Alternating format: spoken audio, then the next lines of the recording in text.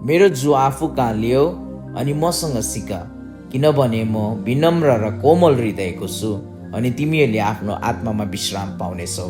किनभने मेरो जुवा सजिलो छ र भारी हलुको छ। मत्ती 11:29 र 30 पदमा प्रभु येशूले भन्नुभएको वचन। अनि यहाँ देख्दै गरेको चाहिँ यो जुवा हो, अनि यहाँ अर्को चाहिँ त्यो हल हो है।